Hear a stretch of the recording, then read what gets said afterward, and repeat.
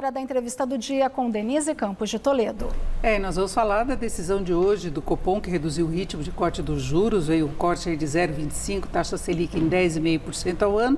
E eu estou aqui com a economista Zeina Latifi, que é sócia-diretora da Gibraltar Consulting. Zeina, boa noite. Boa noite. Bom, Zeina, já era mais ou menos esperado pelo mercado, né? O Focus de segunda-feira já sinalizava 0,25 e um ponto que chama atenção, antes de a gente falar de fatores econômicos, é a divisão dessa decisão. E os 4 diretores que foram indicados pelo atual governo votaram por um corte maior de meio ponto.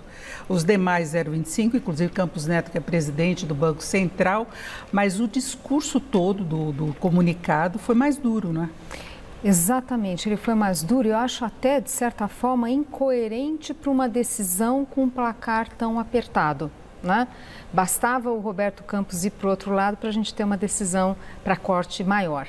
Então, eu vejo ali que vamos ter que aguardar a ata do Copom na semana que vem para entender mais, mas lá pelas tantas no comunicado ele fala, olha, unanimemente, houve unanimidade na parte analítica dos desafios, das incertezas vindas do cenário internacional, de uma economia que mostra ainda resiliência, dados de atividade de fato são bons, então, e todas essas preocupações. Então, por um lado, tem convergência na análise, mas houve divergência na decisão, né?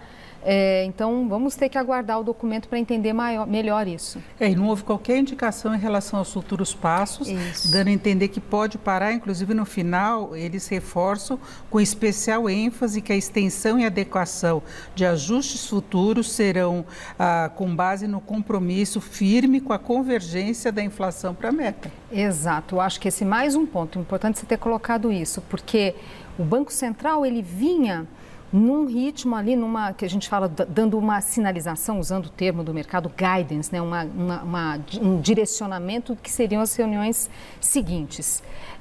Agora ele não deixou em aberto, mas que isso, no final, é bastante conservador. Ele não chega e fala assim, olha, eu fiz 25 e vou continuar. Ele deixa aberto, então, de certa forma, bastante conservador, que é incoerente, na minha visão, com essa decisão. Veja, isso não é super importante, né? Vai ser importante na medida em que você tem esses 4 membros que foram agora indicados e existe a possibilidade de um deles, no caso, o Gabriel Galípolo, se tornar presidente do Banco Central. Na virada do ano. Exatamente. Isso se não for antes, né? Porque pode haver, inclusive Campos Neto falou que gostaria de acompanhar a transição. Eu acho que não dá para descartar. Mas se for com o Galípolo, a transição já está ocorrendo, né? Na verdade, de certa forma, já está. Só que tem a questão de sabatina no Congresso, tem tudo mais. Mas no mercado, todos os analistas vão olhar com lupa, né? Todas as colocações em função dessa divergência. Essa divisão vai deixar muita gente em alerta com o que esperar, porque o próprio mercado financeiro está prevendo para os próximos anos um conservadorismo maior em relação à política de juros. Houve alteração também das projeções. E aí eu queria saber das questões econômicas. Se fala de incerteza externa, isso tem pressionado muito o mercado financeiro, que é essa postergação do início de corte dos juros nos Estados Unidos. O mercado já respirou aliviado do Fed falar que não vai aumentar os juros. Agora, tem a questão fiscal aqui no Brasil, Zé. Nisso eu queria saber o que você está esperando. E agora a gente tem uma nova conjuntura por causa do Rio Grande do Sul, né, a situação de calamidade mesmo, a liberação de auxílio emergencial para o Estado fora dos limites do arcabouço fiscal. Como é que você vê esse quadro? Então vamos lá. Você falou da piora das expectativas e acho que ela reflete muito dessas intranquilidades. Então veja só, a gente está vendo surpresas até positivas na inflação no curto prazo. Mas mesmo assim, os analistas estão piorando a projeção da inflação adiante. Então quer dizer que estão enxergando mais fatores de risco. Risco lá de fora e risco aqui dentro na gestão da política fiscal. No caso dessa triste realidade do Rio Grande do Sul, abre essa necessidade de ter gastos que vão ser extraordinários, ou seja, para fora da regra do arcabouço fiscal. Mas o que a gente vê de movimentação no Congresso? Tentando ampliar isso, tentando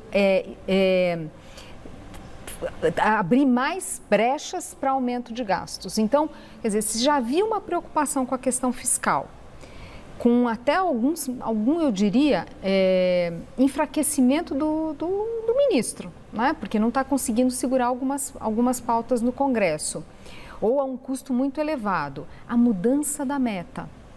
Então, já vinha nesse mal-estar que está refletido na decisão do Copom, né? Quando a gente olha o comunicado, tem essa menção com a questão fiscal. E a gente coloca agora mais um fator de risco, que é mais medidas excessivas, no caso, em função dessa realidade, né? Das enchentes. Porque é claro que tem que socorrer, mas a questão é que o risco de expandir demais, o risco de expandir para outros setores. Muito, porque além dessa questão da liberação de crédito, que não se sabe exatamente o tamanho que vai ser, porque o desastre foi muito pesado no Rio Grande do Sul, a destruição foi muito grande, toda a infraestrutura de moradias.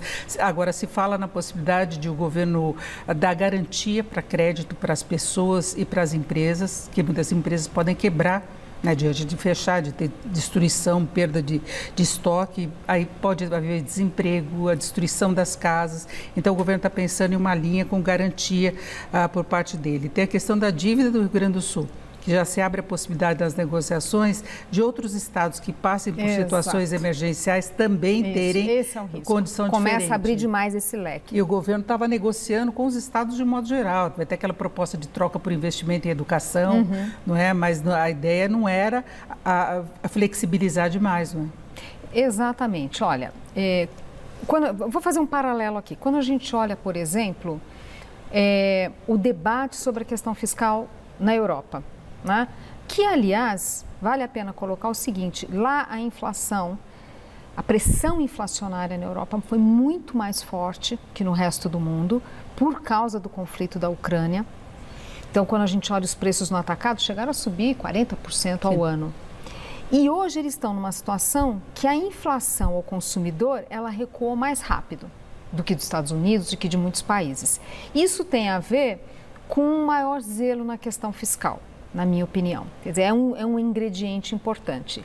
E quando a gente olha o tipo de discussão que eles têm, é o seguinte, olha, nós temos que fazer aqui ajustes fiscais, reformas, porque a gente precisa gerar uma margem para as novas demandas que vêm. Por exemplo, questão climática, por exemplo, as demandas de transição energética, digital, de tecnologia digital. Então, o que eu quero dizer é o seguinte, a gente precisa ter uma gestão fiscal mais responsável até para estar preparado para esses eventos que poderão se tornar cada vez mais frequentes. Então, uma coisa é ter acontecido agora e você tem que socorrer, você não pode deixar as pessoas para trás, principalmente as pessoas para trás. Agora, quer dizer, isso é essencial. Agora, não há dúvida que a gente precisa fortalecer as nossas finanças públicas, porque o mundo está mais incerto e você tem que ter capacidade do Estado de agir. Não pode ser, esse receituário agora não vai dar para ser sempre assim. Não tem esse compromisso tanto por parte do governo como do próprio Congresso, né? Do governo, do Congresso, e acho que precisa ter uma maior conscientização da própria sociedade. Assim, olha, precisamos melhorar essa alocação de recursos e ter essas reservas, essas salvaguardas para esses momentos, não só pelo socorro, mas toda a infraestrutura que precisa ser criada nas cidades, né, para se preparar para eventos. Quer dizer, é uma agenda aqui de fôlego longo. Então, quando a gente vê, por exemplo, a discussão do PAC, no novo PAC, o governo abriu muito ali aquele leque, né? E aí você acaba, no final, perdendo foco, tentando atingir objetivos que às vezes são conflitantes entre si, na hora que você fala, eu tenho que financiar, ou tem uma questão de transição para a energia verde, para a economia verde, mas, por outro lado, tem que fazer uma proteção. Não ter uma linha, né, a ser seguida. Não, os objetivos começam a se conflitar. Então, assim, precisamos estabelecer mais claramente quais são os objetivos dessa chamada política industrial, delimitar melhor, estabelecer metas mais claras, com os devidos instrumentos, e aí, nesta questão ambiental, precisa estar na conta. Claro, com certeza. Enquanto isso, nós vamos continuar nesse clima de idas e vindas e confie, negociações com o Congresso, que você cria uma situação de instabilidade. Agora, só para fecharmos aí em 20 segundos, é isso, né? O cenário que temos pela frente. Olha, eu vejo, assim, quando a gente olha todos esses elementos, é claro que nós estamos passando por um momento muito difícil, mas a gente também não pode fechar os olhos para conquistas que o Brasil teve ao longo de muitas décadas.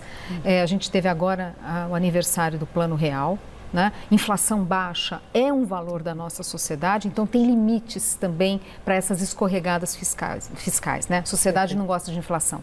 Exatamente, é mais nociva ainda do que essa situação que colocávamos. É isso, eu agradeço muito a participação da Zeina Latifi, que é sócia-diretora da Gibraltar Consult. Zeina, obrigada. Uma boa noite. Eu que agradeço. Com vocês.